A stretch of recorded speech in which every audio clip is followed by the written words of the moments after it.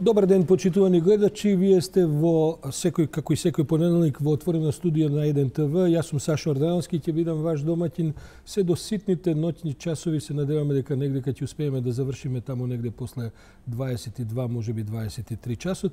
Бидејќи како што претпоставувате, денешниот ден е препон со настани, реакции за она што се случуваше вчера, за она што ќе се случува денес натаму, бидејќи имаме една цела низа од најавени пресконференции, друг тип на јавни обраќања, анализи и така натаму, со кои што ќе се обидеме да го задржиме вашето внимание доколку се наспавте, доколку се смиривте или од прослава или од разочараност во врска со вчерашните резултати, и ќе се обидеме да ви понудиме една реална слика за тоа во каква ситуација се наоѓа Македонија сега и како е наредниот, следниот развој на настаните планиран или дури не планиран.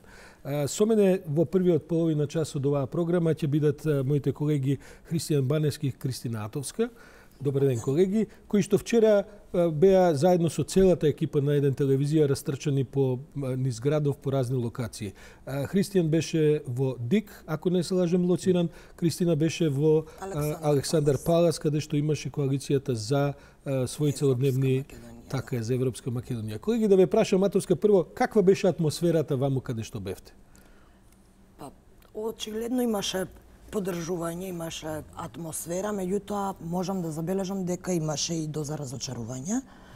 Исто така во оној период помеѓу двете обраќања на премиерот, сите представници на коалицијата замина, односно ги напуштија местото, салата каде што бевме стационирани ние новинарите, така што практично во тој период и немавме можност многу ниту да разговараме со нив, ниту да земеме изјави, бидејќи не беа присутни. Потоа премиерот беше на 2 пати пречекан со овации, кога се собра сите поддржувачи, целата делегација, да, имаше навистина аплаузи, изгледаше победнички. Меѓутоа, знаеме каков беше резултатот. Многу новинари, многу странски новинари? Да, изненадувачки многу, навистина беше цела сала послана, да кажам, со сниматели, имаше многу колеги од Грција, многу колеги од Србија. Христијан, како беше во ДИК? Таму е обично поофицијална ДИК всушност извести за големиот број странски новинари кои што јас ги барав во Државната изборна комисија, меѓутоа сите изгледа биле во коалицијата за Европска Македонија, меѓутоа во Државната изборна комисија уште од самиот старт, уште од првиот пресек на гласовите во 9 часот беше евидентно она изненадувањето, изненадно разочарување, да речам, со малиот процент од само 2,48, мислам дека беше нешто толку беззначително во тие моменти, меѓутоа сепак нели утешно беше тоа што имаш уште еден цел ден, уште до 19 часот престануваш уште многу време за да тоа се промени, што со текот на денот како што одминуваше денот, всушност само разочарувањето можеби беше и поголемо за излезноста кога зборуваме. Меѓутоа веќе денеска, еве, бидејќи онлайн алатката дозволува следење од момент во момент, се финализирани сите избирачки места, сите податоци од избирачки места. Веќе во овие моменти мислам и дека се одржува пресконференцијата и да, последните информации се дека гласале 666.000 граѓани. 666, тоа е вака една значајна цифра. Една символична цифра, да, всушност еве излезноста вели дека е 36,91%. 37%. Да, од кои што 91, односно 609.000 гласале за. Добро, тоа се вака пристојни цифри кои што се разбира ќе бидат споредуваат со претходни избирачки циклуси, конкретно со изборот на Ѓорѓе Иванов кој што беше направен со помалку 600.000 гласови. 524, ако не се лажам, или 514. Но и прогнозите всушност на коалицијата не биле за повеќе од 700.000 гласови, барем според она што можевме да го слушнеме оф да рекорд. Христијан, во ДИК е местото каде што обично се јавуваат проблеми при гласање, жалби, тужби и така натаму, оспорувања. Имаше ли тој тип на активност? Имаше еден момент, една пресконференција, односно една од стандардните пресконференции, започна со заоцнување поради паднатиот систем и ги поставија сите членови од Државната изборна комисија полн состав, поради што ние новинарите се прашувавме што се има случено. Во тој момент излезе информацијата за членот на избирачкиот одбор во Чаир, па мислевме дека има нешто драматично, меѓутоа стануваше збор за стандардна пресконференција на која што беа образложени овие нерегуларности кои што изборната комисија ги опише како незначителни, односно не би можеле да имаат никакво влијание врз. Нам ни се повторуваат стандардни нерегуларности од избори на референдум, од избори, кои се главно врзани со бирачкиот список. Имаш ли некакви други најави за друг тип на нерегуларности од поголем обем? Кристина, како не беше? толку. Можам да кажам дека во споредба со други изборни процеси навистина имаше многу помалку, барем забележани нерегуларности. Овде можеби најизразено беше фотографирањето на гласачи. На ова гласање мислам дека тоа беше најголемиот проблем. Како еден вид на притисок. Да, меѓутоа јавното обвинителство соопшти дека тие ќе ги гони прекршочно.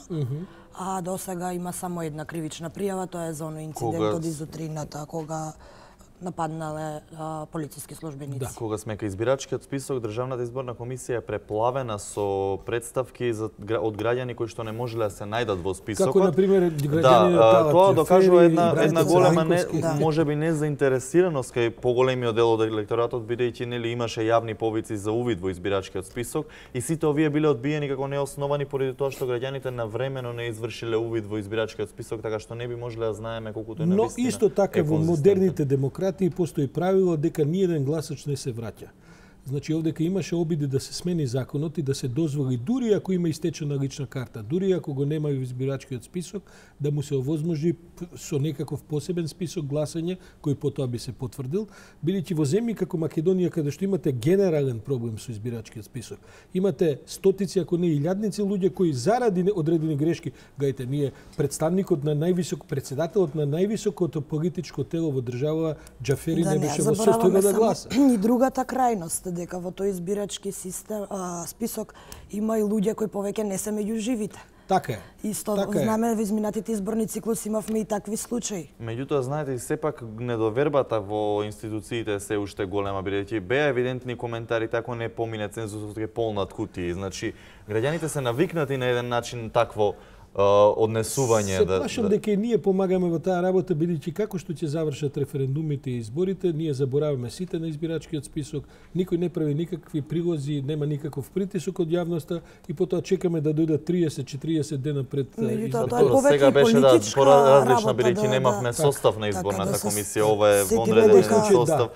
Стручните служби тогаш кога немаше комисијата членови велеа дека се подготвени за секаков предизвик, дури беа и подготвени нели за референдум. Христијан, Весна не е тука, колешката која што покриваше атмосферата и случувањата во ВМРО ДПМН во штабот, таа е на терен. Каква беше таму атмосферата? Мислам дека во меѓувреме се чувствува и така. Комунициравме, секако ги разменивме, ги споделивме искуството, односно атмосферите од двете страни. Во ВМРО ДПМН исто така една можеби разочарувачка атмосфера според она што го опиша Весна, односно недостасувале голем број од политичките функционери, практично целиот врв на партијата не бил во штабот, освен председателот Мицковски и два-тројица поранешни функционери, како што кажа Весна. Голем број биле партиски членови кои што најверојатно биле тука околу референдумот и околу сите тие активности, така што можеби и зачудува тоа што кај ВМРО ДПМН отсуствува прослава, ако знаеме дека тие беа против договорот и дека всушност не ни повикаат ниту да се гласа на референдумот. Меѓутоа, ако го погледнеме денот, целиот исход дека и членови на ВМРО ДПМН излегоа на гласање, мислам дека тоа е сосема очекувано. Докажува за еден голем раздор во партијата, сигурно. Ќе видиме, бидејќи следуваат понатаму многу драматични, би рекол, времења во кои што за 10 дена ќе треба да се донесат важни одлуки, но предлагам тоа да го оставиме за разговор откако ќе го погледаме прилогот на колегата Антонио Крстевски, кој што го следеше брифингот, односно пресконференцијата на кој што до пред половина час говореа госпоѓа Шекеринска и господинот Османи. Ако е прилогот готов, би ја замолил режијата да го пушти овој неколкуминутен прилог. На референдумот граѓаните достоинствено гласа и со мнозински глас одлучија дека иднината на земјата е во НАТО и Европската унија. Повеќе од 91% од излезените, односно повеќе од 600.000 граѓани, избраа да гласаат за Европска Македонија, смета вице-премиерката Радмила Шекеринска. Според неа, политичката идеја Македонија да биде дел од ЕУ и НАТО доби повеќе гласови од било кој на парламентарни избори во историјата на независна Македонија. Шекеринска порача дека со мнозински изразената волја, пратениците немаат друга опција, освен да го следат гласот на мнозинството во собранието за да се забрзаат процесите. Ова е јасен повик сите пратеници да му се приклучат на процесот и да работат на оваа цел, вели вице-премиерката. Ова е прашање кое што е поголемо од секој од нас поединечно, ова е прашање кое што е поголемо од интересите на сите политички партии. Ова е времето кога на Македонија е потребно заедништво. Повеќе од било кога досега. Пратениците во собранието на Република Македонија ќе имаат јасен избор. Од една страна Македонија во НАТО и во Европската Унија, а другата страна, другата опција е изолација и неизвестност за нашата татковина. Пратениците очекуваме да ја прифатат пораката од референдумот, да ја превземат својата одговорност и да ја направат Македонија земја во која што граѓаните ќе имаат подобри шанси за живот, убаво место за живење. Воспротивно, единствената друга демократска алатка која што преостанува се разбира се предвремените парламентарни избори и тоа веднаш. Некои во тек на кампањата велеа дека можеме да почекаме. Можеме да се надеваме и на некој друг договор. Можеме да се приклучиме подоцна.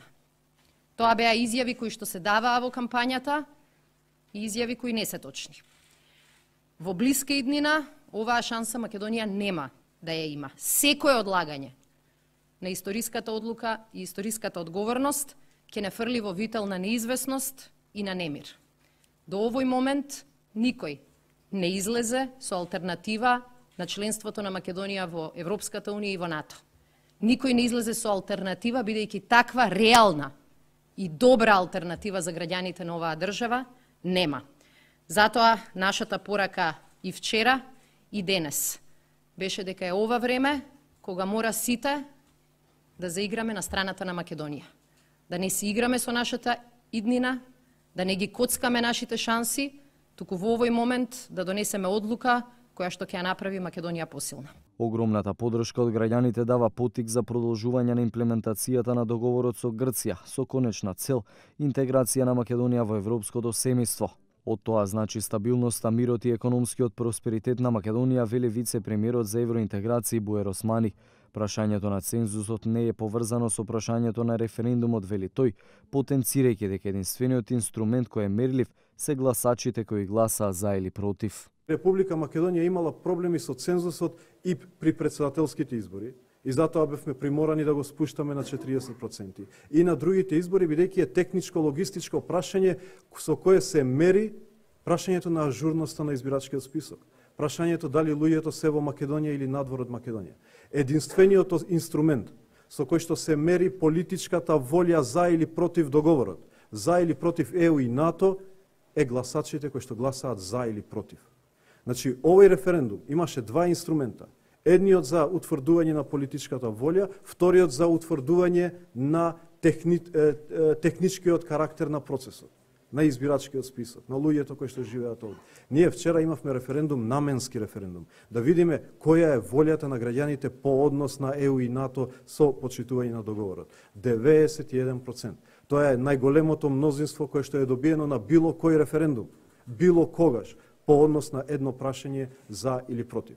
Така да можам со ова само да им честитам на граѓаните, да се чувствуваат горди на одлуката која што ја имаат донесено и да им ветиме дека таа волја ние ќе ја преточиме во НАТО и во Европска Унија. Бидејќи тоа е волјата на 80% од граѓаните. Се разбира дека и тие што не излегле сакале да дадат порака дека има пратеници кои што треба да ја донесат одлуката. Инаку да имале друга порака ќе излегува и ќе гласа против. Така да собранието од денеска ја превзема одговорноста да ја материализира одлуката, 90%-ната, плебисцитарната одлука на граѓаните вчера за НАТО и за Европската Унија и очекувам пратениците соочени со една од најголемите одговорности во нивната лична историја, меѓутоа и во историјата на оваа држава, да кажат дали сакаат оваа држава да биде заедно на масата со најсилните членки на НАТО или сакаат во изолација, во безбедносна, во политичка и во економска непредвидливост која што ги внесуваат граѓаните. Османи и Шекеринска вела дека ограничен е периодот за имплементација на обврските од договорот, па затоа власта и мнозинството до последната секунда ќе ги вложуваат сите своји напори да не се пропушти ова историска, а можеби и последна шанса за Македонија да го фати европскиот воз. Доколку на целиот овој пат се соочуваат со сопки од опозицијата, тогаш единственото решение се предвремени парламентарни избори. Така е, тоа е она што го кажа денеска Шекеринска и Османи пред половина час од прилика во своето обраќање по повод вчерашните резултати и ситуацијата со референдумот. После ова следуваат новинарски прашања, тие ќе следуваат во програмата низ која ќе проведеме денеска. Претпоставам дека колегите и нив ќе ги обработат. Најголемиот интерес кај новинарите беа прашањата поврзани со тоа сега што следува, како ќе се приоѓа кон пратениците во парламентот, колку време ќе се потроши на тоа, одговорите практично ги даде Заев на вчерашната пресконференција, дека ќе потрошат 10 дена на тоа. Колегите од Грција прашува што ќе се случува со тајмингот во договорот и мислам дека одговорите за кои ќе не информира и колегата Антонио кога ќе бидат готови тие делови од денешниот настан, дека може да се фатат сите рокови, дури под предпоставка да имаме и предвремени избори. Јас сакам да ве предупредам дека денеска имаме во текот на програмата ќе имаме јавување од неколкумина наши колеги од Грција. Имаме и овдека снимени разговори со грчки колеги каде што ќе можеме да видиме во живо што се вели каква е атмосферата во Грција после оваквите референдумски резултати, бидејќи впечаток е дека меѓународните медиуми референдумот го оценија како успешен, но разочарувачки заради релативно малата излезност во смисла на недостигнувањето на цензусот. Колеги, како што видовме и од овој прилог, денеска ќе има многу активности кои ќе бидат врзани со постреферендумскиве однесувања. Некако, Кристина, ми се чини дека само еден човек недостасува приказнава. Кој е тој човек? Председателот, шефот на државата кој на молкот ги повика граѓаните да бойкотираат, секако надвор од државава. Сега не се огласува денеска. Знае ли некој каде се наоѓа човекот? Ние го баравме изутринава, меѓутоа не успеавме да го добиеме. Ако сакате, може. Ајде да се обидеме сега додека трае програмава, да се обидеме некој од неговиот кабинет да добиеме. Така, бидејќи никој друг не дига таму. Мислам дека сега ќе вртиме во кабинетот на председателот.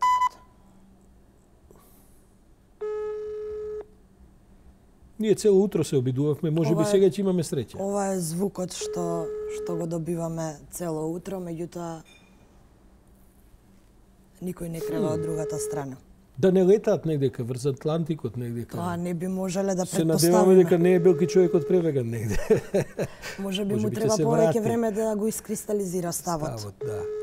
Со оглед на фактот дека и на ВМРО ДПМН не треба. Мислам дека имаме и друг број. Прегледам и другиот број да го побараме. Баневски, што е она што денеска ДИК ќе го прави, бидејќи денеска ги финишираа податоците. Сега тие ќе ги соопштат финалните резултати. Како ќе течат подготовките во ДИК доколку дојде сепак ситуација за 10 дена за воредни избори? Останува најверојатно истиот состав на Државната изборна комисија кој што е со мандат до јануари. И понатаму звониме во кабинетот на председателот. Да, меѓутоа тоа е едниот звук кој што најчесто го добиваме од таму.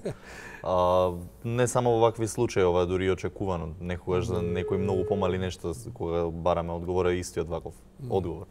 Меѓутоа, да, Државната изборна комисија останува сега да постапи по приговорите и по сите представки кои што ќе стигнат за да може ли да бидат резултатите конечни откако ќе се обработат сите оние рокови кои што ги има за представки, за постапување по нив, за жалби. Може ли да се случи да процесите за представките се уште траат, а да се излезе бидејќи за воредни избори кога се распишуваат скратени се роковите? Ние знаеме дека според Пржинскиот договор беше договорено да 3 месеци пред редовни избори се направи посебна влада во која што опозицијата ќе влезе и така натаму, но тоа не важи за воредни избори. Роковите се околу 40 дена од моментот кога ќе се распушти парламентот. Може да ни се случи да се поклопиме практично. 25 ноември е датумот кој што нели веќе го анализирале во СДСМ како пред да го понудат воопшто. Нема да се оди на тоа решение, дека нема да се стигне до избори, како што слушнавме вчера и лидерот на опозицијата. Нема да се оди на кое решение? На предвремени избори. На предвремени Да, избори. јасни се пораките, еве синоќа Хан, опозицијата не веднаш сака после избори. објавувањето на резултатите твитна дека им честитам на граѓаните кои што гласаат во денешниот консултативен референдум и ги искористија своите демократски слободи со многу значајниот глас за, тие му дадоа јасна поддршка на договорот од Преспа и сега очекувам сите политички лидери да ја почитуваат оваа одлука и да преземат одговорност и заедништво над партиските интереси во интересите на државата. Така што овие пораки и пораката од САД се јасни кон кој курс и пораката од американците е слична на оваа, Матеска е направија. И Османи и премиерот во вчерашното обраќање, двајцата потенцира дека сега се е во рацете на претениците, односно дека собранието е презема Кампот бойкотирам тоа го... Да, слушајте, меѓутоа исто така слушнавме на прилично хистерична пресконференција на претседателот на опозицијата. Таму се кажа дека ова тотален пропаст на договорот, се кажа дека не доаѓа во предвид никаква промена на уставот. Тоа е истата реторика од сите претходни избори. Да, ако добро се сеќавате, неговата реторика беше таква, па беше ублажена секој да се однесува како што сака. Вие сега. Двајцата мислите дека претседателот на опозицијата може да биде изненаден со однесувањето на негови пратеници во парламентот? Мислам дека очекува.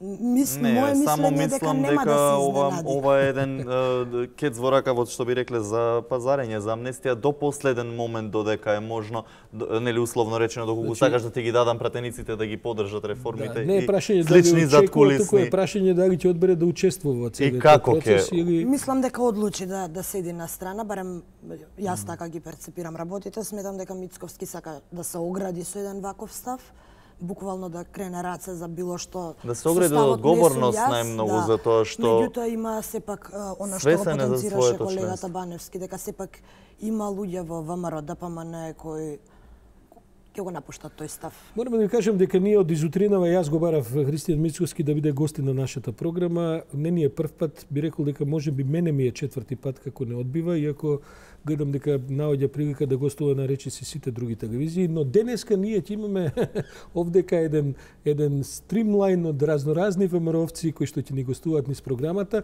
Во таа смисла морам да кажам дека се покооперативни отколку овие од Кампов за, бидејќи тие мислат дека денеска со тоа што одржаа брифинг попладнево престануваат ните обврски, но ова е програма во живо и се надеваме дека во текот на денешниот ден ќе најдеме и други соговорници кои што во меѓувреме се предомислиле. Сега на телефонска линија го имаме колегата Игор кој што се јавува традиционално од Скопскиот кривичен суд. Игор, дали се слушаме?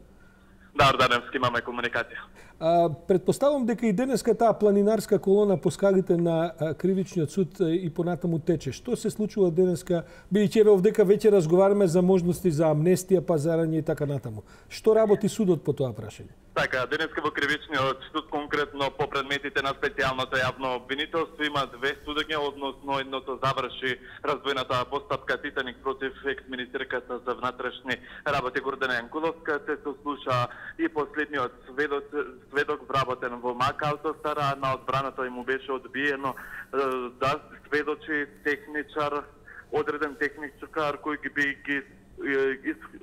кој би ги кажал ставовите во однос на аудиоматеријалите кои што беше предложено од одбраната, но сепак таквото барање на одбраната беше одбиено, процесот заврши, но затоа за 2 дена се очекуваат завршни зборови по предметот разбојната постапка за Титаник. Но затоа во Кривичниот во другата стара Каква е, Игоре, само да те прашам ако дозволиш, каква е атмосферата таму? Дали денеска... Конкретно, еве, сега ќе почнав баш токму за атмосферата на процесот Титаник 2, кој го води исто така случајот да се внатре може да се каже дека на моменти и ако можам така да кажам нормално нели е драматично, бидејќи обвинетите Бедрадин Ибраими, поранешниот член на Државната изборна комисија и председателот на ДП Миндух Тачи не им е се исто бидејќи им се суди во овој судски процес и конкретно атмосферата малце и стана по-жештена откако судечкиот суди Огнен Ставров им соопшти дека денеска ќе се сослушаат сите сведоци и ќе работат додека не заврши тој дел од постапката, што значи дека може да се премине и работното време на Кривичниот суд 15 часот и 30 минути. По ова на неколку минути Ветрадени Ибраими и Мендух Тачи излего од судската сала, бидејќи им се досадило да им се суди за овој процес. До пред малку сведочеше поранешниот председател на Државната изборна комисија Борис Кондарко. Тој не можеше да се сети конкретно кога беше прашуван за поништени избирачки места во Струмица, за гласовите во ДЕК сведочеше дека не ја носи само тој одлуката за тоа дали да бидат одредени места поништени или било какви други одлуки, бидејќи со консенсус одлучува, бидејќи колективно, како што рече, одлучува Државната изборна комисија за сите прашања. Какви се предпоставките, уште колку долго може да трае овој процес? Имено прашувам, бидејќи овдека развиваме сценарија за можности од вонредни избори и така натаму, може ли да се случи нешто од овие изборни процеси за кои што се суди, тоа не е само овој случај, ги има неколку, може ли нешто од тоа да заврши пред евентуални ноемвриски вонредни избори? Конкретно овој случај с Титаник 2 се уште во доказна постапка, се случуваат сведоците. Во овој момент и поранешната членка на Државната изборна комисија Виолета Дума чека на редот за да биде испрашувана во судот за да даде свој одговори во однос на работата на Државната изборна комисија, а завршеток пак се очекува наскоро за раздвоената постапка против Гордана Јанкуловска. Она издвоено судење што беше, да. Судскиот процес веќе за 2 дена ќе има завршни зборови, а потоа веднаш ќе биде закажана нормално доколку за 2 дена содржи рочиштото, ќе биде закажана и објавана пресуд, односно читање на пресуда од страна на кривичниот суд. За крај, Игор, каква е прогнозата за утрешниот судски ден? Има ли таму закажани рочишта за разни предмети или утре можеби ќе има помалку? Утре, како што го гледам добро распоредот, согласно нели бидејќи вчера сите бевме распоредени за референдумот, сепак и утре ќе биде густо во кривичниот суд. Тоа што го имам досега како информација продолжува со сведоци судењето од обвинителството за организиран криминал и корупција кодирано 27 април за собраниските инциденти. Благодарам Игор Стефановски, кој што се јави од Кривичниот суд и кој што ќе имаме прилика да го слушаме и наредните месеци како што стојат работите. Колеги, мораме да привршуваме да ви вестите се следната содржина која што ќе треба да испочитуваме во 14:30, тоа е за неполни 2 минути. Сепак, се чини ли дека Македонија доаѓа до едно ниво каде што може би за прв пат, иако имаше одредени забелешки за гласањата во Сара и така натаму, но барем никој значаен, релевантен не ги спори изборните, односно референдумските резултати. Да, овде се спори само цензусот, односно непостигнувањето на тој. Добро, но тој е политичкиот дел од бројките. Како што кажав и преска, ова се досега може би најмирните избори, може би се избори со најмалку инциденти и неправилности. Христијан? Да, истиот впечаток е дека можеби изминативе 3 изборни процеси, вклучувајќи ги парламентарните, локалните, па и сега референдумот се можеби трите најмирни последователни изборни процеси што го обелија тој образ, меѓутоа далеко од тоа дека овие резултати нема да бидат оспорувани и натаму. Само до тоа што нема цензус, може да биде оспорувано од опозицијата или од било кој релевантен. Јас не говорам за политичкиот коментар на резултатите, туку говорам за нивната. Меѓутоа бројките се јасни, знаете како е математиката е екзактна наука, 91% се за од вкупниот број на излезени. Многу фактори влијаат, да, тоа и избирачкиот список, прочистувањето. Ако добро се сеќавате, премиерот потенцираше тие што нема да излезат на гласање не се бројат. Така што од сите што нивниот глас може да го присвои било кој табор, може да тврди дека бил или за едната или за другата страна. Да, 91% за е огромен процент. Каде сте вие денеска, на кој настани сте, што покривате, Атовска? Ќе видиме што се ќе донесе. Допрва што ќе дочека. Ги следиме на тамошните активности на Државната изборна комисија да видиме денеска финалните конечниот резултат кој што е нели неофицијален, се уште се очекува. Денеска тие ги соопштија додека седиме ние овде дека заврши. Да, додека сме тука, меѓутоа тоа можеме и онлайн го проверивме веќе, тоа е 666.000 и неколку стотини. Предпоставувам дека ако има некакви дополнителни информации ќе се видиме во блокот повестите. Јас во овој момент ќе се исклучам бидејќи следуваат вестите на Еден ТВ, а ве повикувам вас да останете со нас цело попладне и цела вечер доколку си немате друга работа. Бидејќи денеска е денот занимлив, денеска денот е исполнет со разни случувања и мислам дека и колегите од дневната редакција во наредните 10 минути имаат подготвено скратени, барем бројни прилози за тоа што до Пладнево се случуваше и нешто над Пладнево, по Пладнево до овој момент во Република Македонија. Останете со отвореното студио на Еден ТВ, се гледаме после 10 минути вести.